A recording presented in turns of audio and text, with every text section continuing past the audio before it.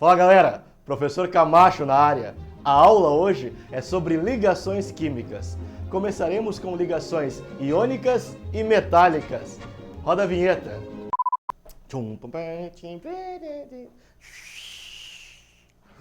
Vinheta chegando.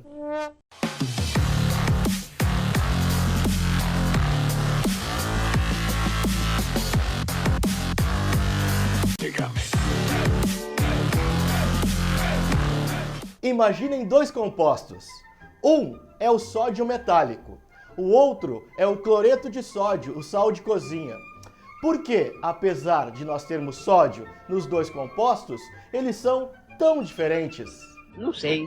O sódio metálico tem átomos de sódio conectados através de ligação metálica. A ligação metálica proporciona para estes átomos um brilho característico, além de maleabilidade e ductibilidade. Já no sal de cozinha, nós temos o átomo de sódio conectado ao átomo de cloro através de uma ligação iônica. Esta ligação iônica proporciona à substância um ponto de fusão muito elevado, totalmente diferente da substância sódio metálico. Tanto no sódio metálico quanto no cloreto de sódio existiram ligações químicas. Por que os átomos fazem ligações químicas? Esta é a pergunta. Não sei. Segundo a teoria de Lewis, a regra do octeto de Lewis, um átomo, para ser estável, deve possuir a configuração eletrônica na camada de valência de um gás nobre. Tu te lembra o que significa isso? Um gás nobre, elemento do grupo 18 da tabela periódica, não se liga a ninguém. Eles já são estáveis. Ora, todos os átomos buscam esta estabilidade dos gases nobres. Um gás nobre é estável com 2 ou 8 elétrons. Lembrem-se, o hélio é o único gás nobre que é estável com 2 elétrons. Os outros são estáveis com 8 elétrons. Assim, todo elemento químico busca esta configuração de um gás nobre, ter 2 ou 8 elétrons na camada de valência. Os átomos perderão elétrons ou ganharão elétrons para ter esta configuração. A primeira ligação que veremos hoje é a ligação iônica, também conhecida como ligação eletrovalente ou heteropolar. Na ligação iônica existe transferência definitiva de elétrons, ou seja, existe formação de íons, e estes íons se unem em retículos cristalinos. Esse tipo de ligação geralmente ocorre entre metais e ametais. Por que entre metais e ametais? Os metais que ficam à esquerda da tabela periódica precisam doar elétrons. Doando elétrons, eles ficam com 8 ou 2 elétrons na camada de valência.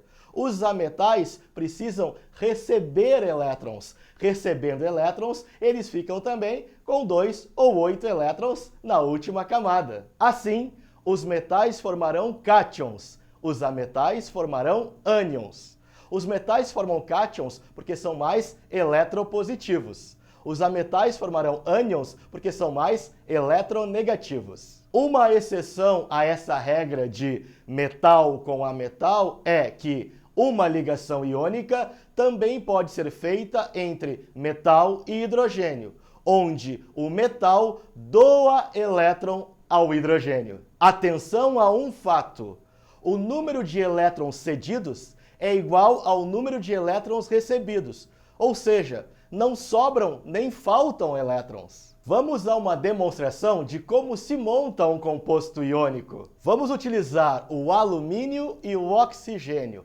Percebam, o alumínio tem 13 elétrons. Assim, na distribuição eletrônica, ele tem 3 elétrons na última camada.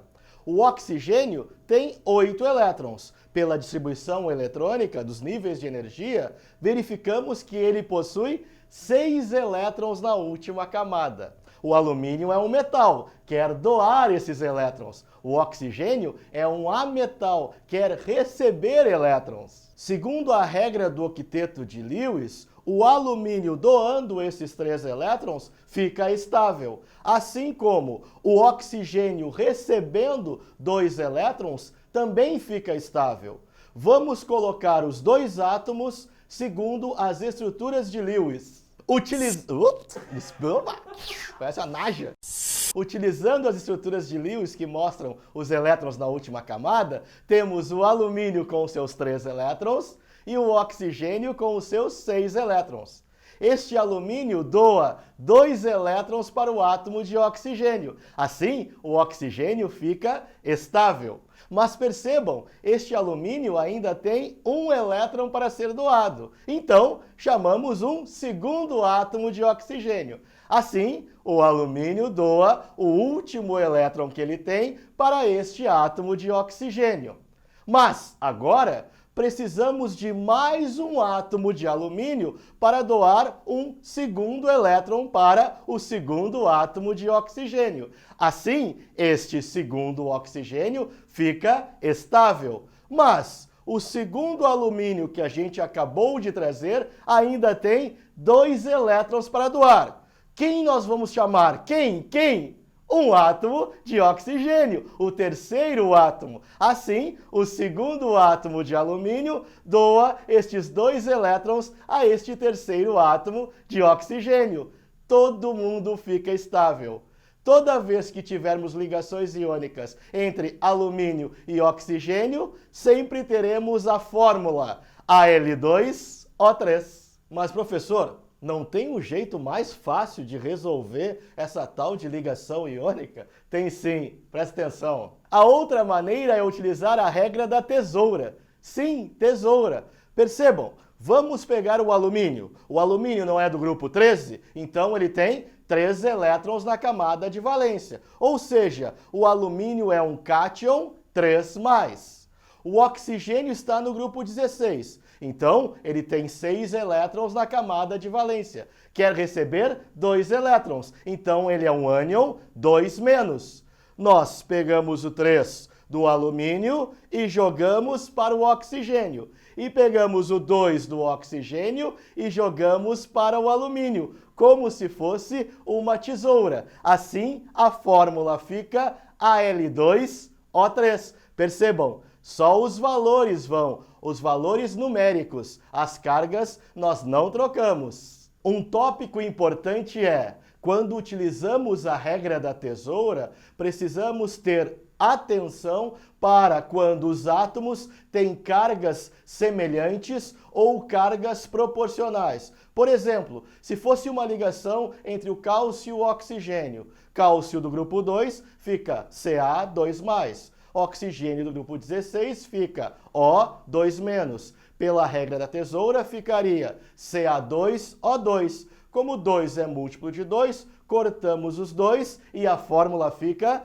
CaO. Presta atenção, hein? Os compostos iônicos têm como características serem sólidos à temperatura ambiente, ou seja, formam retículos cristalinos, além de serem duros e quebradiços.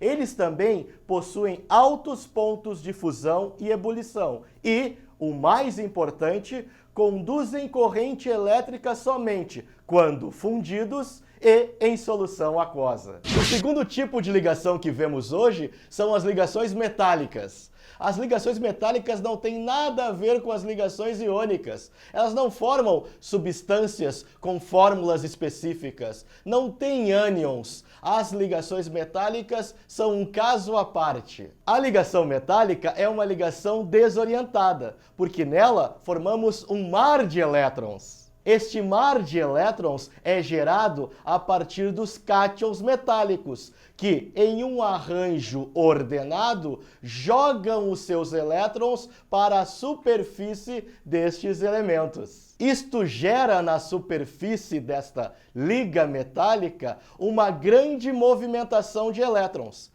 Esta grande movimentação de elétrons provoca na espécie uma grande condutividade térmica e elétrica, além de uma bela maleabilidade e uma boa ductibilidade.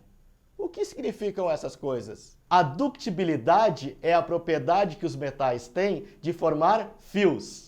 E a maleabilidade é a propriedade que os metais têm de formar chapas. Cara, na aula de hoje nós vimos a importância das ligações químicas. O porquê de um átomo se conectar ao outro através das ligações, formando novas substâncias.